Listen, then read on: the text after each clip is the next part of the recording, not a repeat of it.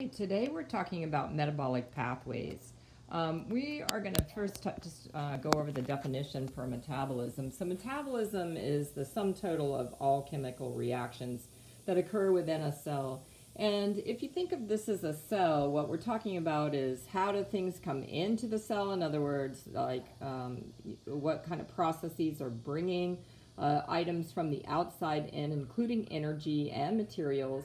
And then how is it distributed around within the cell? How is it making molecules? How is it breaking down? What kind of chemical reactions are happening? What kind of cellular work is going on?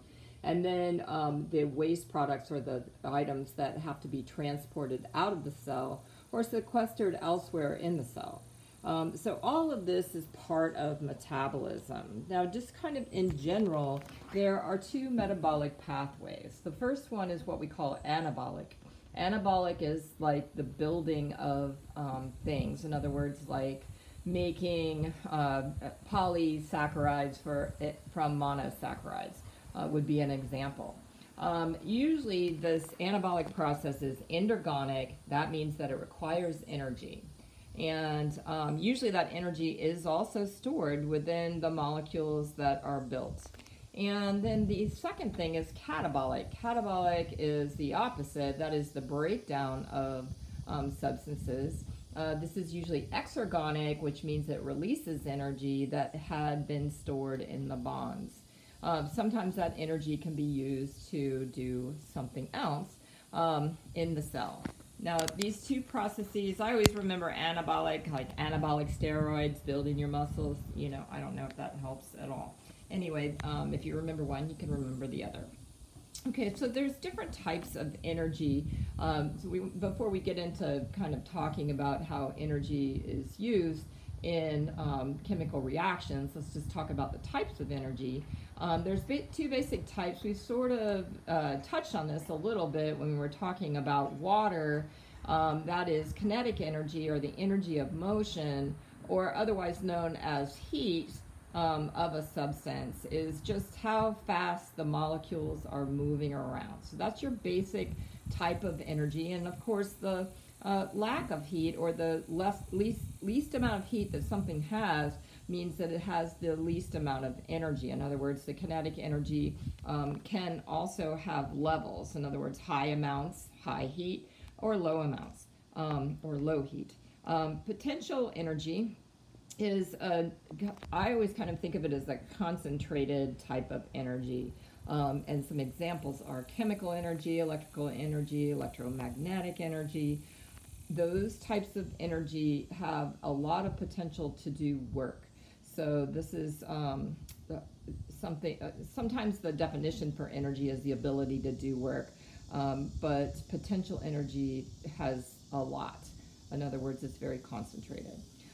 All of the energy types are driven by the laws of thermodynamics. Now, I'm just paraphrasing a little bit. These are not necessarily exactly as they're written, but it's kind of the general idea. So the first law is energy may be transformed from one form to another, but cannot be created or destroyed.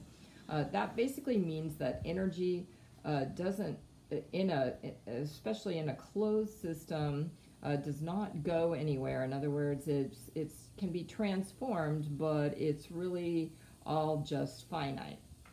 And the second one is energy in the form to do work, that is potential energy, will eventually dissipate into its surroundings or become kinetic. In other words, it will like spread out. If you had concentrated energy, it's going to spread out and be less concentrated. This also leads to a concept called entropy. Entropy means the tendency towards disorder. I usually use as an example of this, like your house or your apartment. On the weekend, you put a lot of energy in, and that means that you've ordered your house or apartment, assuming that you actually do that. And then over the week, of course, entropy takes over, and things become more and more disordered unless you keep putting energy in.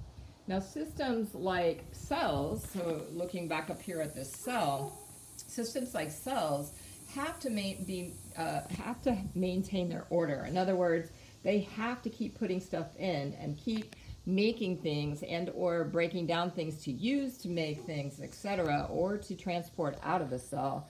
So these are called open systems because they can get, in particular, energy from the outside to do the things that they need to do for their metabolic processes. And they may use energy to transport things out. So open systems are cells, us, the earth even.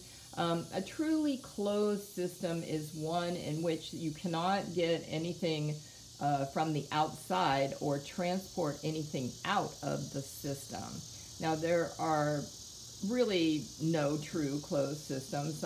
Some people say the universe is a closed system, and now they're saying there's more than one universe, so that's, you know, that's up in the air. But anyway, you can kind of make a closed system in the lab. In other words, you can make a mostly closed system in terms of most substances, and then you will maybe just add one thing. For example, I could have a pressure cooker or an autoclave or something like that where the system is completely closed except for the energy that I'm putting into it. And that is, I can control what's going in and out, and that in essence is a somewhat controlled system. The biosphere projects are somewhat controlled, and still though they require the energy from the sunlight from the outside. So not truly closed, but I think you get the idea of closed systems.